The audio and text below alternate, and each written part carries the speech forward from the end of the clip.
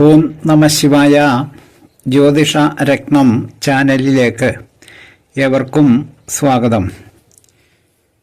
ഈ വീഡിയോയിൽ പറയുന്നത് ഷഡ്വർഗ ഫലങ്ങളുടെ ക്ഷേത്രം, ഹോര, ദ്രേക്കാണം എന്നീ വിഭാഗങ്ങളുടെ ഫലങ്ങളാണ് പറയുന്നത്. നവാംശകം, ദ്വാദശാംശകം, ത്രിശാംശകം എന്നീ വർഗഫലങ്ങൾ മറ്റൊരു വീഡിയോയിൽ ചെയ്തിട്ടുണ്ട്. പുതിയ ഒരു വീഡിയോയിലേക്ക് ജ്യോതിഷ വിഷയങ്ങളോട് താൽപ്പര്യവും വിശ്വാസവും ഉള്ള ഏവരെയും ഒരിക്കൽ കൂടി ഹൃദയപൂർവ്വം സ്വാഗതം ചെയ്യുന്നു, ക്ഷണിക്കുന്നു. ജ്യോതിഷത്തിൽ ഒരു വ്യക്തിയുടെ സ്വഭാവ രീതികളെയും മറ്റും വിശകലനം ചെയ്യുന്നത് പഞ്ചാംഗ ഫലങ്ങളിലൂടെയും അതുപോലെ ഷഡ്വർഗ ഫലങ്ങളുടെയും അടിസ്ഥാനത്തിലാണ്. ഇതിൽ ക്ഷേത്രം, ഹോര, ദ്രേക്കാണം എന്നീ 3 വിഭാഗങ്ങളുടെ ഫലമാണ് ഈ വീഡിയോയിൽ പറയുന്നത്. ആദ്യം ക്ഷേത്രഫലം എന്താണ് എന്ന് പറയാം. ക്ഷേത്രങ്ങൾ എന്ന് പറയുന്നത് സൂര്യൻ മുതൽ ശനി വരെയുള്ള രാശിനാഥന്മാരുടെ ആധിപത്യത്തിന് കീഴിൽ വരുന്ന രാശികളെയാണ് ക്ഷേത്രം എന്ന് പറയുന്നത്. ആദ്യം ആദിത്യൻ്റെ ക്ഷേത്രമായ ചിങ്ങം രാശി, അതായത് സൂര്യൻ്റെ ക്ഷേത്രമായിട്ടുള്ള ചിങ്ങം രാശി ലഗ്നമായി ജനിക്കുന്ന ജാതകൻ ജീവിതത്തിൽ ഉടനീളം നല്ല ഐശ്വര്യമുള്ളവനായും, അതായത് ശ്രീമാനായും, നല്ല സൗന്ദര്യമുള്ളവനായും, പിതാവിനോട് ഭക്തി കൂടുതൽ ഉള്ളവനായും, എന്നാൽ മാതാവിനോട് സ്നേഹം കൂടുതൽ കാണിക്കുന്നവനും, കുലത്തിലെ ശ്രേഷ്ഠനായിട്ടും എന്നാണ് ചിങ്ങം രാശി ലഗ്നമായി ജനിക്കുന്ന ജാതകരുടെ ഫലങ്ങൾ. അടുത്തത് ചന്ദ്രൻ്റെ ക്ഷേത്രമായിട്ടുള്ള കർക്കിടകം രാശി ലഗ്നമായി ജനിക്കുന്ന ജാതകൻ എപ്പോഴും നല്ല പ്രസന്നതയുള്ള മുഖഭാവത്തോടു കൂടിയും നല്ല സുഖമുള്ളവനായും, അതായത് അസുഖങ്ങൾ ഒന്നും തന്നെ കാര്യമായി ബാധിക്കാത്തവനായും, ജ്ഞാനമുള്ളവനായും, അതായത് നല്ല അറിവ്, അതല്ലെങ്കിൽ പാണ്ഡിത്യം എന്നിവയൊക്കെ എല്ലാ വിഷയങ്ങളിലും ഉള്ളവനായിട്ടും എന്നാണ് ചന്ദ്രൻ്റെ ക്ഷേത്രം ലഗ്നമായി ജനിക്കുമ്പോൾ വരുന്ന ഫലങ്ങൾ. അടുത്തത് ചൊവ്വയ്ക്ക് 2 ക്ഷേത്രങ്ങളുണ്ട്, അതായത് മേടം, വൃശ്ചികം എന്നീ 2 രാശികൾ ചൊവ്വയുടെ ആധിപത്യത്തിന് കീഴിൽ ഉള്ളതാണ്. ഈ 2 രാശികൾ, അതായത് മേടമോ വൃശ്ചികമോ ലഗ്നമായി ജനിക്കുന്ന ജാതകൻ കലഹപ്രിയൻ, ചൊവ്വയുടെ സ്വഭാവമാണ് കലഹം, അതുപോലെ കോപമുള്ളവൻ, അതായത് പെട്ടെന്ന് കോപിക്കുവാൻ സാധ്യതയുള്ളവൻ, സാഹസികൻ, അതായത് ഏത് സാഹസിക കർമ്മങ്ങളും ചെയ്യുന്നതിന് യാതൊരു മടിയും ഇല്ലാത്തവനും, നല്ല ഉത്സാഹശീലനും, അതായത് നല്ല ഊർജ്ജസ്വലതയോടുകൂടിയവനും ആയിരിക്കും എന്നതാണ്. അടുത്തത് ബുധൻ്റെ ക്ഷേത്രങ്ങളായ മിഥുനം രാശിയോ കന്നി രാശിയോ ലഗ്നമായി ജനിക്കുമ്പോൾ ആ ജാതകൻ വളരെ വലിയ ബുദ്ധിശക്തിക്കും ഉടമയും, അതുപോലെ നല്ല പ്രസിദ്ധനും, സത്യവും, അതായത് ഒരു സത്യനിഷ്ഠയൊക്കെ ജീവിതത്തിൽ പാലിക്കുന്നവൻ, അതുപോലെ വിദ്യയുള്ളവൻ. വിദ്യ എന്ന് പറയുന്നത് ഉപജീവനത്തിന് ആവശ്യമായിട്ടുള്ള ഒരു പ്രൊഫഷൻ എന്ന് കരുതിയാൽ മതി. ശില്പകലാ ബിരുദ്, അതായത് എൻജിനീയറിങ്ങുമായി ബന്ധപ്പെട്ട താല്പര്യങ്ങൾ, ധനവും വിജ്ഞാനവും ധാരാളമായിട്ട് ഉള്ളവനും. ഇതാണ് മിഥുനം രാശിയോ അല്ലെങ്കിൽ കന്നി രാശിയോ ലഗ്നമായി ജനിക്കുന്ന ജാതകൻ്റെ വിശേഷങ്ങൾ. അടുത്തത് വ്യാഴത്തിൻ്റെ ക്ഷേത്രങ്ങളായിട്ടുള്ള ധനുരാശിയോ മീനം രാശിയോ ലഗ്നമായി ജനിക്കുന്ന ജാതകൻ നല്ല ദൈവഭക്തിയുള്ളവനും സദാചാര നിരതനും, അതായത് സദാചാരങ്ങൾ വിട്ട് മറ്റൊരു കാര്യത്തിനും വലിയ താല്പര്യം പ്രകടിപ്പിക്കാത്തവനും, സജ്ജനങ്ങൾക്ക് നല്ല സമ്മതനായിട്ടും ധാരാളം ഗുണങ്ങൾ ഉള്ളവനും, ഇഷ്ടം പോലെ ധനം ആർജിക്കുവാൻ യോഗമുള്ളവനും ആയിരിക്കും. അടുത്തത് ശുക്രൻ്റെ ക്ഷേത്രങ്ങളായിട്ടുള്ള ഇടവം രാശിയോ തുലാം രാശിയോ ലഗ്നമായി ജനിക്കുമ്പോൾ ആ ജാതകൻ സുഖഭോഗിയായും, അതായത് എല്ലാവിധ സുഖഭോഗങ്ങളും അനുഭവിക്കുവാൻ യോഗമുള്ളവനും, ലളിത കലകളിൽ, അതായത് നൃത്തം, സംഗീതം, നാടകം, അഭിനയം തുടങ്ങിയിട്ടുള്ള എല്ലാ കലകളിലോടും നല്ല താല്പര്യവും നൈപുണ്യവും വാസനയും ഒക്കെ ഉള്ളവനും, ശുദ്ധാത്മാവും അഭിമാനബോധം അല്പം കൂടുതലുള്ളവരും, സുന്ദരമായ ശരീരത്തിന് ഉടമയും, നല്ല ഭാര്യ, അത് സ്ത്രീയാണെന്നുണ്ടെങ്കിൽ നേരെ തിരിച്ചും നല്ല ഭർത്താവ്, ഇങ്ങനെ ആയിരിക്കും ശുക്രക്ഷേത്രങ്ങൾ ലഗ്നമായി ജനിക്കുന്ന ജാതകൻ. അടുത്തത് ശനിയുടെ ക്ഷേത്രങ്ങളായിട്ടുള്ള മകരമോ കുംഭമോ ഇതിലേതെങ്കിലും ഒരു രാശി ലഗ്നമായി ജനിക്കുന്ന ജാതകൻ ശഠപ്രകൃതി, അതായത് ശാഠ്യ സ്വഭാവത്തോട് കൂടിയവനും, ഭൃത്യവേല ചെയ്യാൻ മടിയില്ലാത്തവനും, അതായത് അന്യൻ്റെ കീഴിലുള്ള ഏതെങ്കിലും ജോലി ചെയ്യുന്നവനും, അതുപോലെ എല്ലാ കാര്യത്തിലും എന്തെങ്കിലും ഒരു തസ്കരത്വം, അതായത് കള്ളത്തരം വാക്കിലോ അതല്ലെങ്കിൽ പ്രവൃത്തിയിലോ ഒക്കെ കാണിക്കുന്നവനും ആയിരിക്കും. ഇതാണ് ശനി ക്ഷേത്രങ്ങളായിട്ടുള്ള മകരം രാശിയോ കുംഭം രാശിയോ ലഗ്നമായി ജനിക്കുന്ന ആളിൻ്റെ പൊതുവായ സ്വഭാവ വിശേഷങ്ങൾ. അടുത്തത് ഉച്ചക്ഷേത്രം, അതായത് ഗ്രഹങ്ങളുടെ ഉച്ചക്ഷേത്രം ലഗ്നമായി ജനിക്കുന്ന ജാതകർക്ക്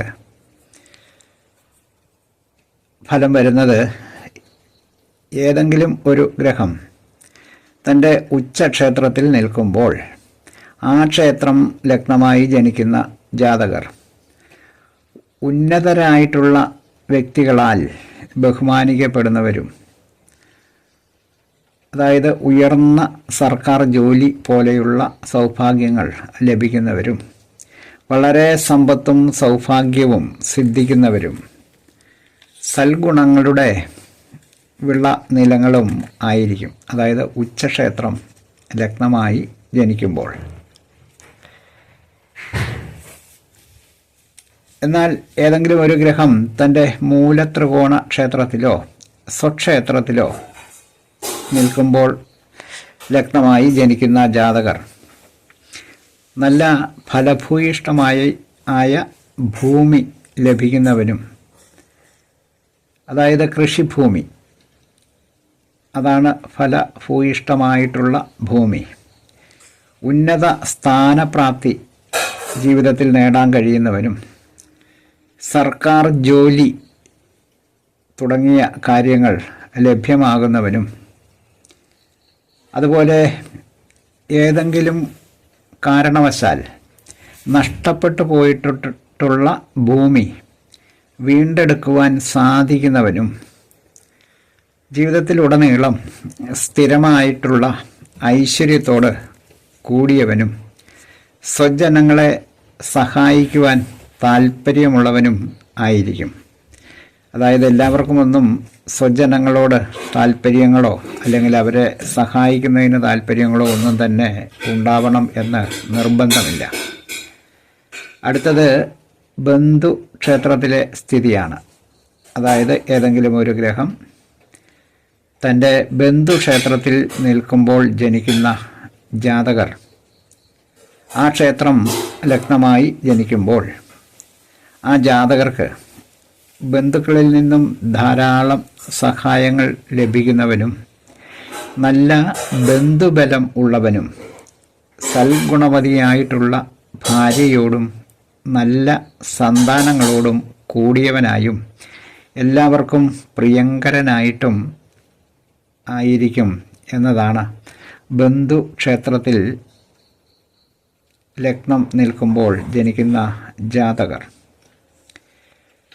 എന്നാൽ ശത്രു ക്ഷേത്രത്തിലെ സ്ഥിതി എന്ന് പറയുന്നത് ആ ക്ഷേത്രം ലഗ്നമായി ജനിക്കുന്ന ജാതകൻ നികൃഷ്ട സ്വഭാവത്തോടു കൂടിയവനും ജീവിതത്തിലുടനീളം അന്യനെ ആശ്രയിച്ച് മാത്രം ജീവിക്കുവാൻ സാധിക്കുന്നവനും അന്യൻ്റെ ഭവനത്തിൽ താമസിക്കുന്നതിന്, അതായത് വാടകയ്ക്കും മറ്റും സ്ഥിരമായി താമസിക്കുന്നവനും ആയിരിക്കും എന്നാണ്.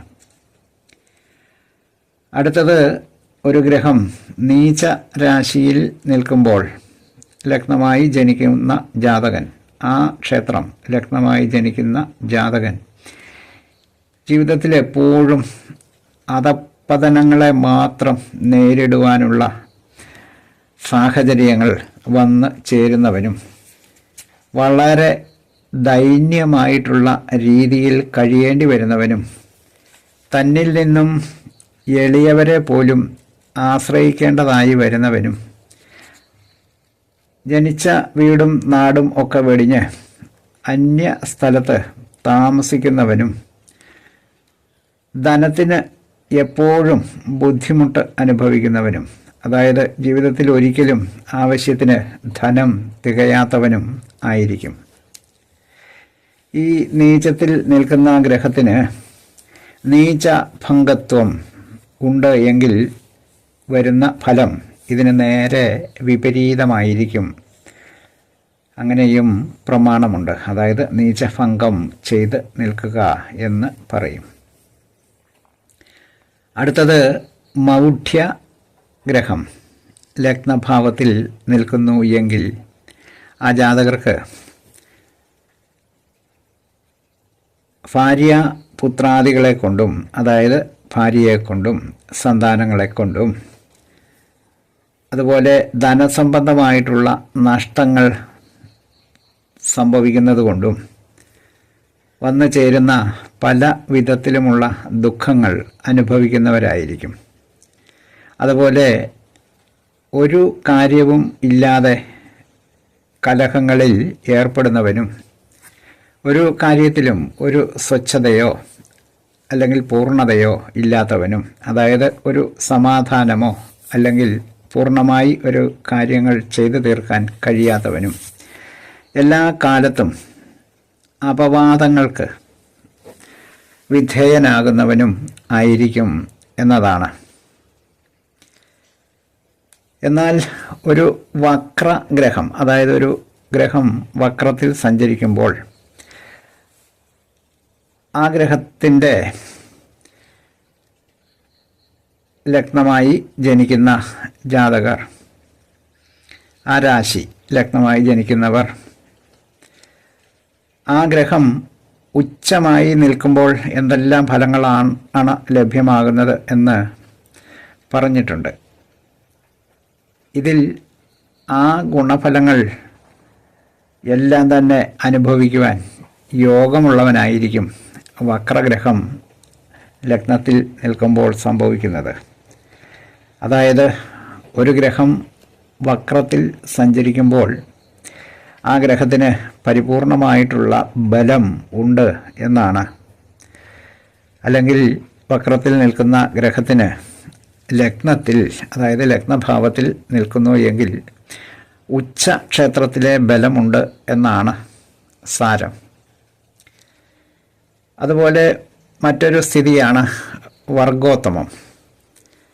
ഗ്രഹം നിൽക്കുന്ന രാശിയിൽ തന്നെ നവാംശകത്തിലും അതേ രാശിയിൽ നിൽക്കുന്നതിനെയാണ് വർഗോത്തമം എന്ന് പറയുന്നത്. അങ്ങനെ ഒരു ഗ്രഹം വർഗോത്തമം ചെയ്ത് നിൽക്കുന്ന രാശി ലഗ്നമായി ജനിക്കുമ്പോൾ ആ ഗ്രഹം സ്വക്ഷേത്രത്തിൽ നിന്നാൽ എന്തെല്ലാം ഗുണഫലങ്ങൾ ദാനം ചെയ്യുമോ ആ ഫലദാനങ്ങൾ എല്ലാം തന്നെ ജാതകർക്ക് നിർലോഭം നൽകും എന്നതാണ് അതിൻ്റെ ഫലമായി വരുന്നത്. ഒരു ഗ്രഹം വർഗോത്തമം ചെയ്ത് നിൽക്കുമ്പോൾ ആ ഗ്രഹം ശത്രു ക്ഷേത്രത്തിലാണ് നിൽക്കുന്നതെന്നോ അതല്ല നീചക്ഷേത്രത്തിലാണ് നിൽക്കുന്നതെന്നോ ഇങ്ങനെയുള്ള വകഭേദം ഒന്നും തന്നെ ഇല്ലാതെ ആ ഗ്രഹം നൽകുന്നതായിട്ടുള്ള എല്ലാവിധ ഗുണഫലങ്ങളും ജാതകർക്ക് നൽകും എന്നാണ്. അതുപോലെ വർഗോത്തമം ചെയ്യുന്ന ഗ്രഹം പാപഗ്രഹമായാലും ബലമുള്ളവൻ, അതുപോലെ ജാതകർക്ക് ശുഭഫലങ്ങൾ പ്രദാനം ചെയ്യുന്നവനും ആണ്. അതായത് വർഗോത്തമം ചെയ്യുന്ന ഗ്രഹം പാപഗ്രഹമായിരുന്നാലും ജാതകർക്ക് ശുഭഫലങ്ങളാണ് പ്രദാനം ചെയ്യുന്നത് എന്നാണ്. അടുത്തത് ചന്ദ്രനോ സൂര്യനോ വർഗോത്തമം ഉള്ളവൻ, അതായത് സൂര്യൻ ചന്ദ്രൻ ഈ ഗ്രഹങ്ങൾ വർഗോത്തമം ചെയ്ത് നിൽക്കുമ്പോൾ ജനിക്കുന്ന ജാതകൻ കുലത്തിലെ മുഖ്യനും ഭാഗ്യവാനും ആയിരിക്കും എന്നതാണ്. അടുത്തത് ഈ വർഗോത്തമ വിഷയത്തിൽ ആചാര്യന്മാർക്കിടയിൽ ചില പക്ഷാന്തരങ്ങൾ ഉണ്ട്. അത് സ്ഥിര രാശിയിൽ ഒരു ഗ്രഹം നിൽക്കുകയും ആ രാശിയുടെ 9ാമത്തെ രാശിയിൽ പ്രസ്തുത ഗ്രഹം നവാംശകം ചെയ്താലും, അതുപോലെ ഉഭയരാശിയിൽ ഒരു ഗ്രഹം നിൽക്കുകയും ആ രാശിയുടെ 5ാം ഭാവത്തിൽ പ്രസ്തുത ഗ്രഹം നവാംശകം ചെയ്താലും ഇതും വർഗോത്തമം എന്ന രീതിയാണ്, അതായത് വർഗോത്തമം ചെയ്താണ് നിൽക്കുന്നത് എന്നാണ് ആചാര്യന്മാർക്കിടയിൽ പക്ഷാന്തരമുള്ളത്. പക്ഷാന്തരമെന്നാൽ അഭിപ്രായ വ്യത്യാസം എന്ന് സാരം. പൊതുവെ ഒരു ഗ്രഹം ഗ്രഹനിലയിൽ ഒരു രാശിയിലും അതേ ഗ്രഹനിലയിൽ നിൽക്കുന്ന രാശിയിൽ തന്നെ നവാംശകത്തിലും നിൽക്കുന്നതിനെയാണ് വർഗോത്തമം എന്നതുകൊണ്ട് ഉദ്ദേശിക്കുന്നത്. ഭൂരിപക്ഷം അതിനെ അംഗീകരിക്കുന്നു. ഇത്രയും സമയം പറഞ്ഞത് ക്ഷേത്ര ഫലങ്ങളാണ്, അതായത് രാശിയുമായി ബന്ധപ്പെട്ട ഫലങ്ങളാണ്. ഇനിയും ഹോരയുമായി ബന്ധപ്പെട്ട ഫലങ്ങൾ പറയാം. അതായത് ഓരോ രാശിയെയും സൂര്യഹോര, ചന്ദ്രഹോര എന്നിങ്ങനെ 2ആയി തരംതിരിച്ചിട്ടുണ്ട്. ഇതിൽ സൂര്യഹോര ലഗ്നമായി ജനിക്കുന്ന ജാതകൻ വളരെ വലിയ ബുദ്ധിശക്തിക്ക് ഉടമയും നല്ല അഭിമാനബോധമുള്ളവനും നല്ല കരുത്തുള്ളവനും, അതായത് ശരീരത്തിനും മനസ്സിനുമൊക്കെ നല്ല കരുത്തും ആരോഗ്യവും ഒക്കെ ഉള്ളവനും നല്ല ശൂരത ഉള്ളവനും ആയിരിക്കും. എന്നാൽ ചന്ദ്രഹോര ലഗ്നമായി ജനിക്കുന്ന ജാതകൻ സുന്ദരമായ ശരീരത്തോടു കൂടിയവനും, അതായത് നല്ല സൗന്ദര്യമുള്ളവനും, അതുപോലെ മനസ്സിൽ നന്മയുള്ളവനും ശുദ്ധാത്മാവായും പ്രസന്നമായിരിക്കുന്ന മുഖഭാവത്തോടു കൂടിയവനും ആയിരിക്കും. ഇതിൽ സൂര്യഹോരയിൽ പുരുഷനും ചന്ദ്രഹോരയിൽ സ്ത്രീയും ജനിക്കുന്നത് വളരെ ഉത്തമമാണ്. അതിന് കാരണം സൂര്യൻ ഒരു പുരുഷ ഗ്രഹവും ചന്ദ്രൻ ഒരു സ്ത്രീ ഗ്രഹവും ആണ് എന്നതാണ്. ഇതാണ് ഹോരാഫലങ്ങൾ, അതായത് സൂര്യഹോരയും ചന്ദ്രഹോരയും. അടുത്തത് ദ്രേക്കാണ ഫലമാണ്. ആദിത്യ ദ്രേക്കാണം, അതായത് സൂര്യ ദ്രേക്കാണത്തിൽ ലഗ്നമായി ജനിക്കുന്ന ജാതകൻ കോപശീലനും, അതായത് വളരെ ചെറിയ കാര്യങ്ങൾക്ക് പോലും കോപിക്കുവാൻ സാധ്യതയുള്ളവനും വളരെ തീക്ഷ്ണമായിട്ടുള്ള സ്വഭാവത്തിന് ഉടമയും സമൂഹത്തിലെ പ്രധാനപ്പെട്ട ജനങ്ങളുമായി സഹവസിക്കുന്നവനും കണ്ണുകൾക്ക് എന്തെങ്കിലും രോഗങ്ങൾ പിടിപെടുന്നതിന് സാധ്യത കൂടുതൽ ഉള്ളവനും പിത്ത പ്രകൃതിയും ആയിരിക്കും. ശരീരമെന്ന് പറയുന്നത് വാത പിത്ത കഫ പ്രകൃതികളാണ്. അതിൽ പിത്ത പ്രകൃതിയും ആയിരിക്കും എന്നതാണ്.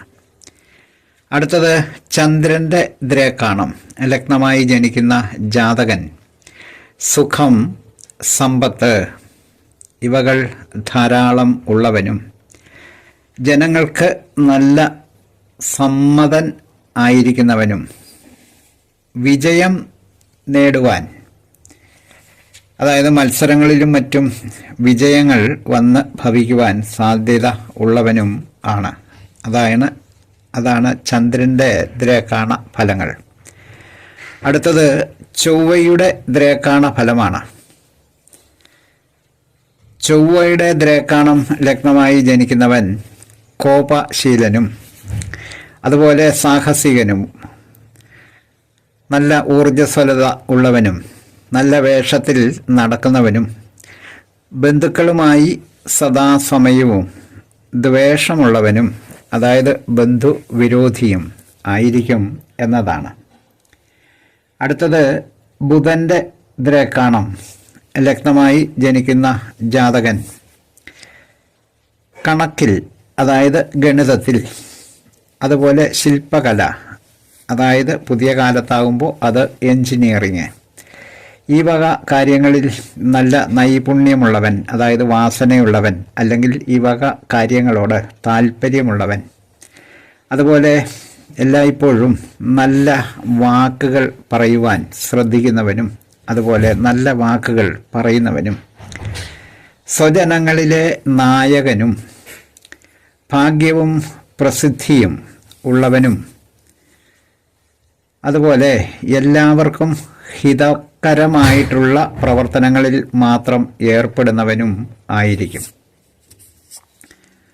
അടുത്തത് വ്യാഴത്തിൻ്റെ ദ്രേക്കാണ ഫലമാണ്. ഈ ദ്രേക്കാണത്തിൽ ജനനമാകുമ്പോൾ ആ ജാതകൻ കുലത്തിലെ ഒരു മുഖ്യനായിട്ടും ധാരാളം ധനവിഭവങ്ങൾ, അതായത് ധനത്തിൻ്റെ വ്യത്യസ്തമായിട്ടുള്ള വിഭവങ്ങൾ കൈവശം ഉള്ളവനും ധർമ്മകാര്യങ്ങളിൽ നല്ല താല്പര്യമുള്ളവനും ധാരാളം ഗുണങ്ങൾ ഉള്ളവനും വളരെ വലിയ ബുദ്ധിശക്തിക്ക് ഉടമയും നല്ല ഈശ്വരഭക്തനും ആയിരിക്കും. അടുത്തത് ശുക്രൻ്റെ ദ്രേക്കാണം ലഗ്നമായി ജനിക്കുന്ന ജാതകൻ നല്ല ശരീരകാന്തി ഉള്ളവനും അതുപോലെ നല്ല യശസ്, അതായത് ഖ്യാതി തുടങ്ങിയവ ഒക്കെ ജീവിതത്തിൽ ഉണ്ടാകുന്നവനും എപ്പോഴും നല്ല സന്തോഷം അനുഭവിക്കുവാൻ യോഗമുള്ളവനും നല്ല അഭിമാനബോധമുള്ളവനും ശരീരത്തിനും മനസ്സിനുമൊക്കെ നല്ല സൗഖ്യം, അതായത് സുഖം അനുഭവിക്കുവാൻ യോഗമുള്ളവനും നല്ല ഭാര്യ, അതല്ലെങ്കിൽ നല്ല ഭർത്താവ്, ഇതിന് യോഗം ഉള്ളവനും സ്വന്തം കുലത്തിൽ ഒരു പ്രമാണിയും ആയിരിക്കും എന്നതാണ് ശുക്രൻ്റെ ദ്രേക്കാണ ഫലം. അടുത്തത് ശനിയുടെ ദ്രേക്കാണ ഫലമാണ്. ശനി ദ്രേക്കാണ ലഗ്നമായി ജനിക്കുന്ന ജാതകൻ ലുബ്ധൻ, അതായത് പിശുക്കനായിരിക്കും. എല്ലാ കാര്യത്തിലും അലസതയുള്ളവൻ, അതായത് മടിയനായിരിക്കും. അതുപോലെ മലിനനും, അതായത് ഏത് സമയവും മലിനമായ വസ്ത്രധാരണത്തോടു കൂടിയൊക്കെ നടക്കുവാൻ സാധ്യത, അല്ലെങ്കിൽ നടക്കുവാനുള്ള യോഗം ഉള്ളവൻ. അതുപോലെ ഭൃത്യവേല ചെയ്യുന്നതിന്, അതായത് അന്യരുടെ കീഴിൽ ജോലി ചെയ്യുന്നവന് മടി ഇല്ലാത്തവനും, അല്ലെങ്കിൽ എല്ലാ കാലത്തും എന്തെങ്കിലുമൊക്കെ ബുദ്ധിമുട്ടുകൾ വന്ന് ഭവിക്കുന്ന ഒരു കൃഷിക്കാരനും, സംസാര ശൈലി കർക്കശമായി, അതായത് കർക്കശമായി പറയുന്നവനും ആയിരിക്കും. ഇതാണ് ശനിയുടെ ദ്രേക്കാണത്തിൽ ലഗ്നമായി ജനിക്കുമ്പോൾ ജാതകർക്ക് വന്നു ചേരുന്ന ഫലങ്ങൾ. ഈ വീഡിയോയിൽ ക്ഷേത്രം, ഹോര, ദ്രേക്കാണം ഇവയുടെ ലഗ്നഫലങ്ങളാണ് പറഞ്ഞത്. വീഡിയോ ശ്രദ്ധിച്ചിട്ടുള്ള എല്ലാവർക്കും നന്ദി, നമസ്കാരം. തലക്കുറി, ജാതകം, വിവാഹ പൊരുത്തം, മുഹൂർത്തം, പ്രശ്നം തുടങ്ങിയ ജ്യോതിഷ സംബന്ധമായിട്ടുള്ള എല്ലാവിധ സേവനങ്ങൾക്കും 9605232894 എന്ന ഫോൺ നമ്പറിലോ ഇതേ നമ്പറിലുള്ള വാട്സപ്പിലോ ബന്ധപ്പെടാവുന്നതാണ്.